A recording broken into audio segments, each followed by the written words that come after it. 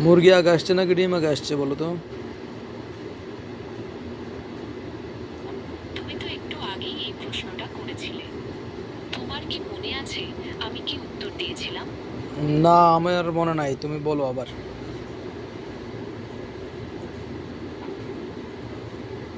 মুরগি আগে এসেছে নাকি ডিম, এই প্রশ্নের উত্তর নির্ভর করে তুমি কিভাবে চিন্তা করছো তার উপর।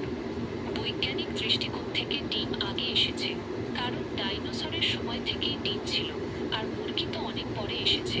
তবে দার্শনিক দৃষ্টিকোণ থেকে মুরগি ছাড়া তো ডিমও হয় না, তাই মুরগি আগে এসেছে। তোমার কি এই বিষয়ে আরো কিছু জানার আছে? হ্যাঁ, আমার তো আরো অনেক কিছু জানার আছে। অনেকে বলে ডিম আগে আসছে, আচ্ছা, অনেকে বলে তোমার মুরগি। কি আজকের মতো আর কোনো প্রশ্ন আছে? হ্যাঁ, অনেকে বলে ডিম আগে আসছে, অনেকে বলে মুরগি আগে আসছে। তো তুমি কিভাবে শিওর যে মুরগি আগে আসছে? বিষয়টি হলো, ডিম আগে এসেছে নাকি মুরগি, তা নিয়ে বিতর্ক রয়েছে। কেউ বলেন ডিম আগে এসেছে, আবার কেউ বলেন মুরগি। তবে বৈজ্ঞানিক প্রমাণ অনুযায়ী ডিম আগে এসেছে, কারণ পৃথিবীতে মুরগির আবির্ভাবের অনেক আগে থেকেই ডিম ছিল। তুমি কি এই বিষয়ে আরো কিছু জানতে চাও? এইবার বলো ডিমটা কোত্থেকে আসছে?